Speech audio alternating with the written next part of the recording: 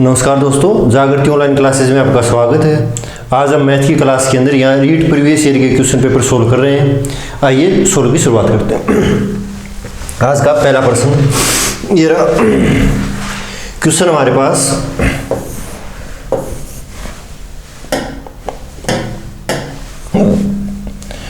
Root minus root 3 plus 84 plus 18 root 3 इसकी value find करनी है। तो सबसे पहले हमारे को ये वाला रूट हटाना है, फिर ऊपर वाला। अब ध्यान देना,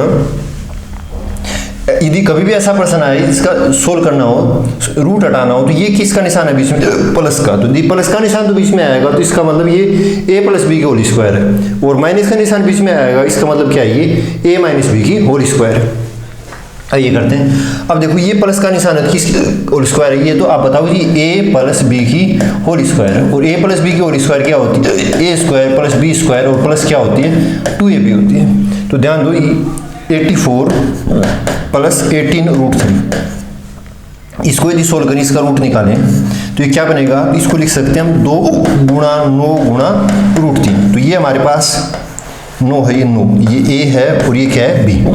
तो देखो, 9 का स्क्वायर करें कितना बनेगा? 81। और रूट 3 का करें कितना बनेगा? 3। 81 और 3 कितने होते हैं? 84, 84। तो इसका मतलब यहाँ पर a तो कितना है यहाँ पर? तो आप बताओ, a है 9 और b कितना है यहाँ पे? रूट 3, इसका होल स्क्वायर। और इसके ऊपर किसका निशान? रूट का। होल स्क्वायर से रूट कैंसिल हो जाएगा। तो हम इसकी जगह क्या लिख सकते हैं? 84 प्लस 18 रूट 3 की जगह लिख सकते हैं ये 9 प्लस रूट 3 है। जब इसका रूट हटाएंगे तब लिख सकते हैं ऐसा। तो आइए अब मैं लिखता हूँ डायरेक्ट यहीं पे।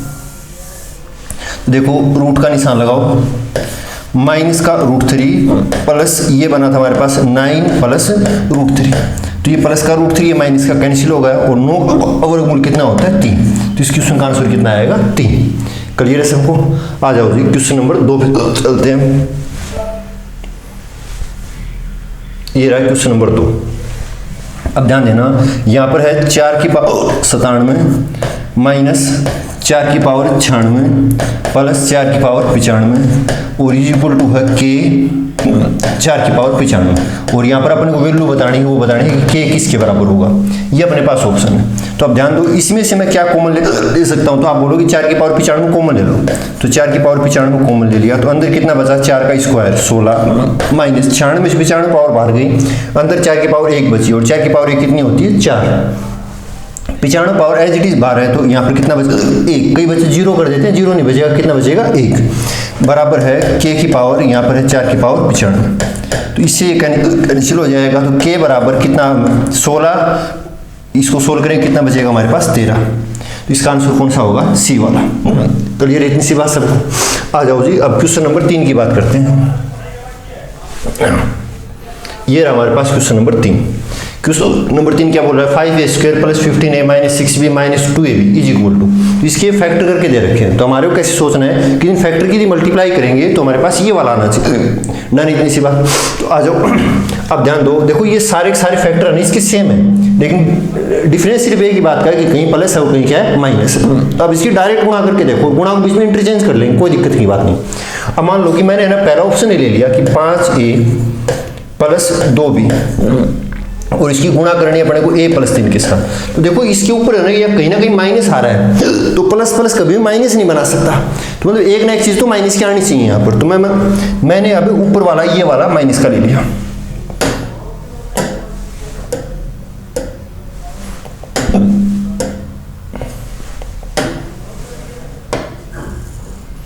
क्लियर है? इतनी सी बात।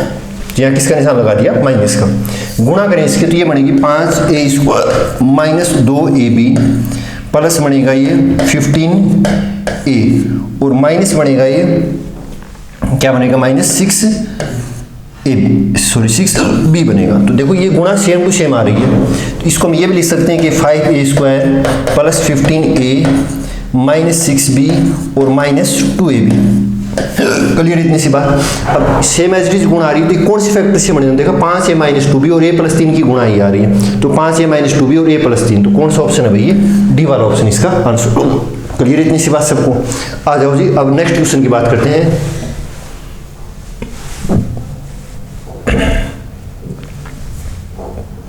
हाँ, ये राजी प्रश्न।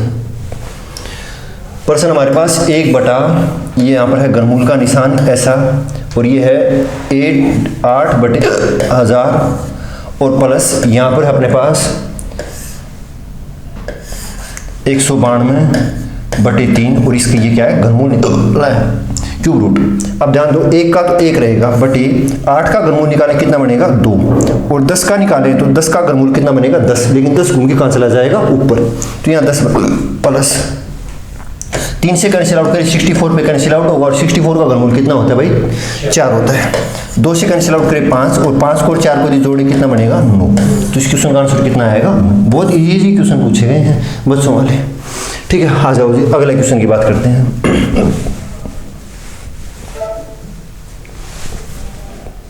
हाँ जी, ये रहा क्वेश्चन नंबर अपना 5। ये प्रश्न आया हमारे पास लीनियर इक्वेशन से आया। तो प्रश्न क्या है कि 2x माइनस 3y बराबर है 79, और यहाँ पर है x प्लस 6y बराबर है 47। या तो x बराबर कर लो या यहाँ से y बराबर कर लो। मैं इस प्रश्न में x बराबर कर रहा हूँ, तो x बराबर कैसे होगा कि नीचे वाली इक्वेशन को 2 से गुणा कर लो, तो ये हो जाएगा 2x, और यहाँ पर हो जाएगा ये 12y, और यहाँ 47 की 2 से गुणा करूँगी हो जाएगा 94। अभी दिन को माइनस करें तो यहाँ माइनस, यहाँ माइनस, यहाँ माइनस, ये कैंसिल आउट हो गया।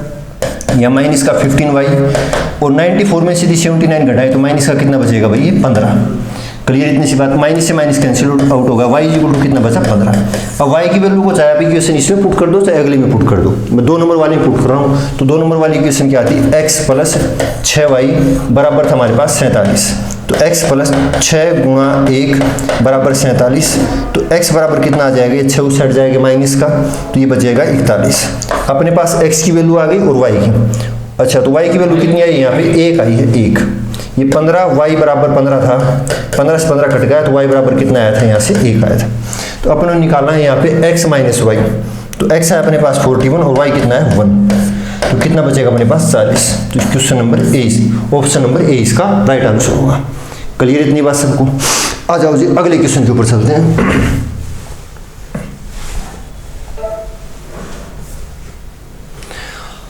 हाँ जी, ये रहा प्रश्न अगला।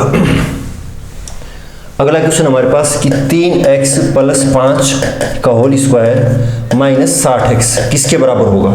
ये अपने पास ऑप्शन दे रखे हैं कि किस किस के बराबर होगा। तो अब ध्यान देना, यदि इसका होल स्क्वायर ओपन करूँ तो ये बनेगा a प्लस बी का होल स्क्वायर, तो a स्क्वायर तो बनेगा 9x स्क्वायर प्लस 25, और प्लस बनेगा 5 × 15 दूनी 30x, और माइनस बनेगा 60x।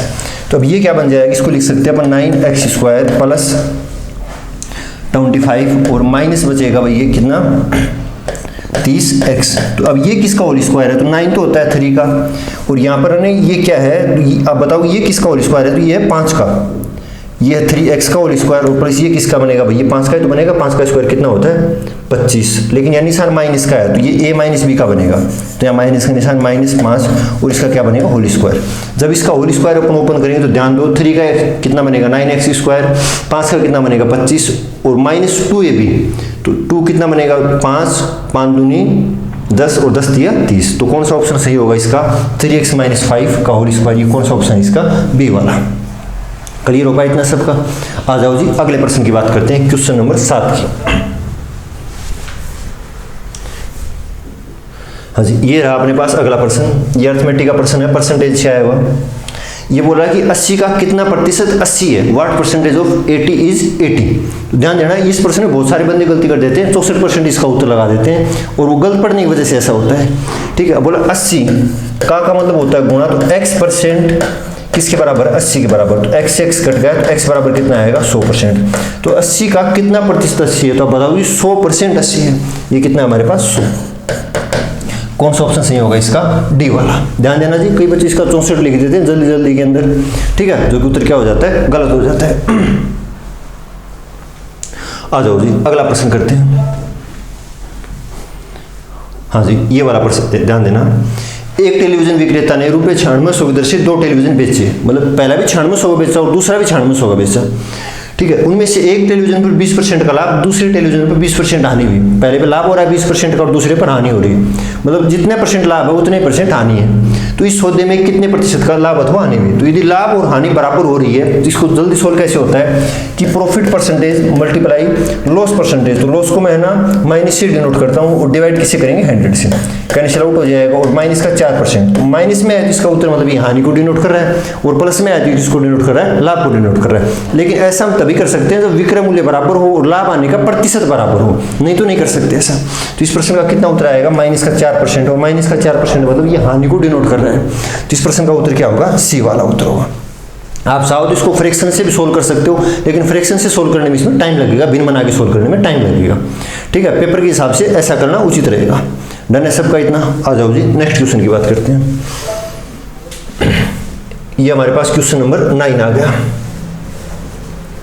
एक क्षेत्र में एक लक्ष्य को 6 मजदूर 16 दिन में पूरा कर सकते हैं। तो देखो मैन 6 है और काम 16 दिन तक करते हैं, तो काम कुल काम बराबर क्या होता है कि मैन मल्टीप्लाई उनके डेज, मतलब वर्क इज इक्वल टू क्या होता है, total work is equal to man को किससे मल्टीप्लाई करेंगे, डेज के साथ। तो मैन कितने भाई यहाँ पे 6 और काम कितने दिन करते हैं, 16 दिन, तो टोटल वर्क होगा 96। अभी 96 वर्क किससे करवाना है, अभी 4 आदमियों द्वारा पूरा करवाना है। तो 96 काम है टोटल, और ये आदमी कितने 4, तो डेज कितने लगेंगे 96 में 4 का बाद है, कितने दिन लगेंगे यहाँ पे 24 दिन लगेंगे। 24 चौके कितना होता है 96। तो इस प्रश्न का उत्तर कितना आएगा 24। कई टीचर इसको MDS वाले तरीके से सोल्व कर देते हैं, तो मैं MDS वाले सोल्व करके दिखाता हूँ। ये होता है M1D1 divide by work 1 is equal होता है M2D2 डिवाइड बाई होता है वर्क 2। सेकंड नंबर का सोल्यूशन दे रहा हूँ इसका। मैन कितने स्टार्टिंग में 6 और डेज कितने 16। कोई भी काम करते हैं वर्क 1 और उतना ही काम यहाँ करना है वर्क 2, मतलब काम दोनों जगह इक्वल है। तो वर्क 1 से वर्क 2 क्या हो जाएगा, कैंसिल हो जाएगा। और बताना है ये काम कितने दिन पूरा करना है 4 दिन में, और मैन निकालने अपने को, तो 4 से काटे 4 पे कट जाएगा। ठीक है, और 6 चौके कितने होते हैं 24। तो मैन कितने आदमी की जरूरत पड़ेगी, यहाँ पे 24 आदमियों की जरूरत पड़ेगी।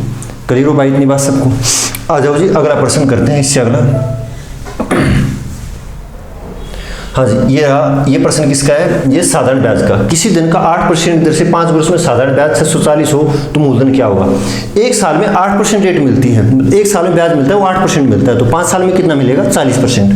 तो इस 40% की वैल्यू परसेंट में किसके बराबर दे रखी है 640 के बराबर। 1% की वैल्यू निकालें तो 1% की वैल्यू किसके बराबर होगी 16 के बराबर, सॉरी 16 के बराबर, ये 0 काट दो, 16 के बराबर होगा, मतलब यहाँ मैं मिटा के लिख रहा हूँ। 1% किसके बराबर होगा 16 के बराबर होगा। और मूलधन कितने परसेंट पे होता है 100% पे, तो 2 0 यहाँ से चिपका दो, 2 यहाँ से चिपका दो, उत्तर कितना आएगा 1600। यदि आप इसको मूलधन गुणा दर गुणा समय बटा 100 से करोगे तब भी यही उत्तर आएगा। तो वो भी समझा देता हूँ कि ब्याज बराबर होता है मूलधन गुणा दर गुणा समय बटे 100। Principal multiply rate multiply time divide by 100 is equal to interest होता है। तो ब्याज दे रखा है प्रश्न में कितना 640, मूलधन निकालना है, पी लेट कर लिया मूलधन को, रेट दे रखी है 8%, समय दे रखा है 5 और बाकी से देना है 100 से। 40 और 40 से यहाँ काटने कितना आएगा 100, क्रॉस मल्टीप्लाई करेंगे तो पी बराबर कितना आ जाएगा 1600। इसका राइट आंसर होगा, मतलब ऑप्शन 20 क्वेश्चन का राइट आंसर होगा। क्लियर हो पाई इतनी सी बात, दो मेथड बता दिए मैंने। वो मैं बोलता हूँ कि ये नीचे वाला मत लगाना, पेपर के हिसाब से ऊपर वाला बेस्ट है, जल्दी सोल्व होगा इससे। आ जाओ जी अगले प्रश्न की बात करते हैं, क्वेश्चन नंबर 11 की। हाँ जी ये रहा, ध्यान देना। एक विद्यालय में आने वाले विद्यार्थियों की संख्या प्रतिवर्ष 10% वृद्धि का लक्ष्य रखा गया, मतलब हर साल 10% बढ़नी चाहिए, ऐसा उन्होंने टारगेट रखा। 2016 में यह है संख्या 1500 थी, तो वर्ष 2018 में लक्ष्य पूर्ति होने पर विश्वविद्यालय में कितने विद्यार्थी होंगे। तो ध्यान दो 2016 में थी ये 1500, लिख दिया 1500। अब 10% का 10% की फ्रैक्शन बना 1/10, तो बढ़ रही है 10 पे 1 बढ़ रहा है, तो अब कितनी हो रही है 11। तो ये 2016 में थी, 17 में हो जाएगी, और 18 में दोबारा 10% की वृद्धि होगी, तो ये 18 की होगी। क्लियर इतनी बात सबकी। 2 0 से 2 0 कैंसिल आउट हो जाएंगे, तो 11 से गुणा कितनी होती है 121। तो 121 की किससे गुणा करनी पड़ेगी 15 के साथ, तो कर दो गुणा 15 1 15, 1 कैरी फॉरवर्ड होगा, 15 दूनी 30 और 31, 3 कैरी फॉरवर्ड, 15 और 3 18। तो आंसर कितना होगा 1815, 1815। तो आंसर नंबर कौन सा होगा इसका बी वाला। ये परसेंटेज का क्वेश्चन आसान क्वेश्चन आया, मतलब परसेंटेज से प्रीवियस ईयर के अंदर कितने परसेंट पूछे गए 2% पूछे गए। आ जाओ इससे अगला सोल्व करते हैं। हाँ जी ये प्रश्न किसका है, ये लाइन्स एंड एंगल्स का प्रश्न है। तो देखो विच, अच्छा ये हिंदी में भी आगे प्रश्न, मैं हिंदी वाला बता देता हूँ, चलो क्योंकि राजस्थान में ज़्यादा विद्यार्थी हिंदी के मीडियम के। यदि नीचे दिए गए त्रिभुज की सर्वांग समता में कौन सा प्रतिबंध लागू होता है, मतलब कौन सा नियम लागू होता है, यह सर्वांग समता, ठीक है, कॉन्ग्रुएंसी में कौन सा नियम लागू होता है। तो ध्यान दो कि यहाँ एंगल 75, यहाँ 75, तो एक एंगल तो बराबर होगा, और ये वाला एंगल और ये वाला एंगल भी क्या होगा, बराबर होगा। क्यों बराबर होगा, क्योंकि ये वर्टिकली अपोजिट एंगल है, शीर्षा भूमि कोण है, ठीक है। तो इसका ये वाला एंगल और ये वाला एंगल आपस में क्या होंगे, बराबर, और एक साइड बराबर है, मतलब यहाँ पर दो एंगल बराबर हैं, और कितनी साइड बराबर है, एक साइड बराबर है। तो इसमें लगेगा कि एक एंगल बराबर है, तो एंगल को एंगल लिखेंगे, एक साइड बराबर है साइड, और दूसरा एंगल बराबर है। एंगल कौन कौन से बराबर है, तो 75 वाला बराबर है, और ये दूसरा कौन सा बराबर है, ये वर्टिकली अपोजिट एंगल, शीर्षा भूमि कोण बोलते हैं जिसको, वो बराबर है, और एक साइड बराबर है, ये भी 3 सेंटीमीटर, ये 3 सेंटीमीटर, तो यहाँ दो एंगल बराबर है, एक साइड बराबर है, तो कौन सा लगेगा, ASA, मतलब कोण भुजा कोण नियम लगेगा। तो इसमें कौन सा उत्तर आएगा अपना, डी वाला। पेपर में इसके ऊपर साइड एंगल साइड का भी आ सकता है, साइड साइड साइड का भी आ सकता है, भुजा भुजा भुजा का भी आ सकता है। क्लियर इतनी बात सबको, आ जाओ। हाँ जी, अगला प्रश्न ये वाला, ये प्रश्न है, correct pairs of the discriminate supplementary angle in the following diagram are. Supplementary angle को हिंदी में बोलते हैं संपूरक कोण। संपूरक कोण का मतलब होता है कि कोई भी दो एंगल, मतलब angle A plus angle B, इसका जोड़ आना चाहिए, वो कितना आना चाहिए, 180 डिग्री आना चाहिए। क्लियर इतनी सी बात। यदि प्रश्न के अंदर कॉम्प्लीमेंट्री एंगल दे रखा हो, पूरक कोण दे रखा हो, तो वहां पर क्या होता है, कोई भी दो एंगल का जोड़, मतलब एंगल ए एंगल बी, दो एंगल ऐड कर लिए, इनका जोड़ कितना आना चाहिए, 90 डिग्री आना चाहिए। क्लियर है। तो यहाँ पर कॉम्प्लीमेंट्री पूछा है, सप्लीमेंट्री पूछा है, सप्लीमेंट्री मतलब संपूरक कोण पूछा है यहाँ पे, ठीक है। तो आ जाओ जी, अब इसको चेकआउट करते हैं कि कौन कौन सा इसके बराबर है। तो ध्यान दो, ऑप्शन ए देखें, DEF, तो DEF कौन सा बनेगा भाई, ये डी रहा और ये ई रहा और ये एफ रहा, मतलब ये वाला त्रिभुज बनेगा, तो यहाँ एंगल बनेगा एक तो, और एंड EFA, तो EFA कौन सा बनेगा, ये रहा, ये तो यहाँ बनेगा। तो इस लाइन, एक लाइन पे कितने डिग्री एंगल ड्रॉ होता है, टोटल देखे तो 180 डिग्री का होता है, और संपूरक में निकालना है क्या अपने को, 180 निकालना है। बता देता हूँ, ये कोई लाइन है, इस पे ये एंगल बनेगा, तो इसमें कोण का मान कितने डिग्री होगा, यहाँ पे 180 डिग्री होगा।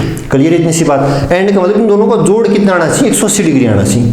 अब अगला देखिए AFB, तो AFB कौन सा एंगल है भाई यहाँ से, तो आप बताओगे जी कि ये A रहा और ये F रहा और ये कौन सा रहा, B, ये वाला, मतलब यहाँ एंगल बनेगा यहाँ। और आगे है एंड BFD, तो ये B रहा और ये F रहा और ये D रहा, मतलब ये वाला, इस त्रिभुज के अंदर, सॉरी यहाँ ये वाला एंगल। तो ये देखो, ये पूरे के पूरे यहाँ से लेकर यहाँ तक, ये भी लाइन के ऊपर बना है कोण ऐसे, तो ये भी कितने डिग्री का बनेगा, यहाँ पर 180 डिग्री का बनेगा। तो दोनों दोनों कोण कौन से कोण है, सप्लीमेंट्री एंगल है, मतलब इनका जोड़ आएगा वो कितने डिग्री का आएगा, 180 का आएगा। तो ऐसा किस में सेटिस्फाइड हो रहा है, ऑप्शन ए में सेटिस्फाइड हो रहा है। तो इसका आंसर कौन सा आएगा, ऑप्शन नंबर ए इसका राइट आंसर होगा। क्लियर है सबका। आ जाओ जी, अगले प्रश्न की बात करते हैं।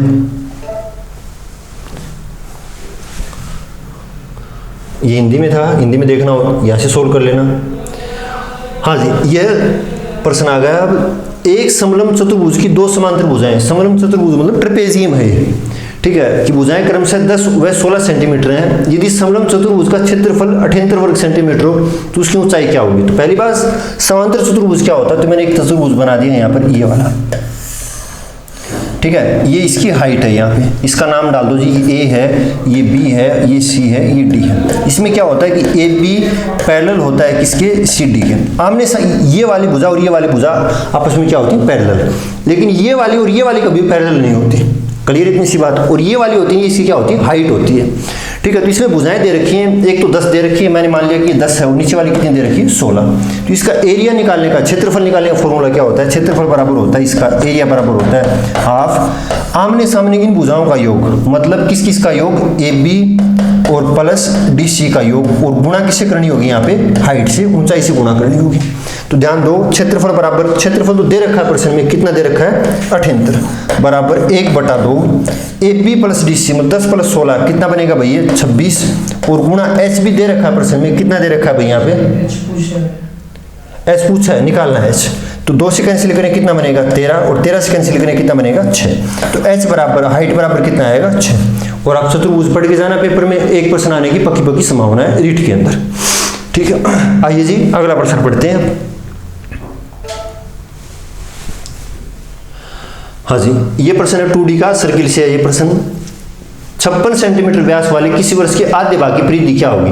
तो पहली बात, यदि अपने को परिधि निकालनी है तो एक वृत्त बना दिया। ये ध्यान देना, इस प्रश्न में बहुत बंदे गलती कर देंगे इस प्रश्न के अंदर। ये अर्धवृत्त नहीं है, मान लो कि ये यहाँ तक है, ठीक है, इसका व्यास 56 है तो इसकी त्रिज्या कितनी होगी, त्रिज्या व्यास की आधी हो, त्रिज्या कितनी होगी 28, मतलब यहाँ से लेकर और यहाँ तक कितनी बनेगी 28 बनेगी। आधे भाग का पूछा है ना कि अर्धवृत्त का पूछा है। अर्धवृत्त का मतलब अब मैं बताता हूँ कि ये क्या क्या होता है। ये मतलब इसने पूछा है वो यहाँ से ऐसे करके, जो मैं लाइन ड्रॉ कर रहा हूँ ऐसे, सिर्फ इतने भाग का बताना है, इतने इतने, इसको शामिल मत कर लेना, इसको शामिल मत करना। क्लियर, इतनी सी बात। मतलब जस्ट वर्ड का क्या करना है, आधा, रेडियस शामिल नहीं होनी चाहिए इसके अंदर। क्लियर है। तो पूरे वर्ड की परिधि होती है ना, उसका फॉर्मूला होता है सर्कमसेंटर का 2πr। अपने को आधी निकालनी, 2 से भाग दे दिया, कितनी बचेगी, πr बचेगी। डन, इतनी सी बात। तो पाई का मान कितना है यहाँ पे 22/7, और r कितनी निकाली हमने यहाँ पे 28। 7 से काटे 4 पे कट जाएगा, और 22 की 4 से मल्टीप्लाई कितनी आएगी 88 सेंटीमीटर। इसका बी वाला इसका क्या होगा, राइट आंसर होगा। क्लियर है सबका, आ जाओ जी, बी इसका राइट आंसर 88 सेंटीमीटर। ठीक है, आज के लिए इतना ही। ठीक है, आपको यदि वीडियो अच्छा लगा हो तो इसको लाइक, कमेंट और शेयर कर सकते हैं। ठीक है, आगे भी ऐसी वीडियो और आते रहेंगी जिनके अंदर रीट प्रीवियस ईयर के पेपर सोल्व करवाए जाएंगे आपको। धन्यवाद।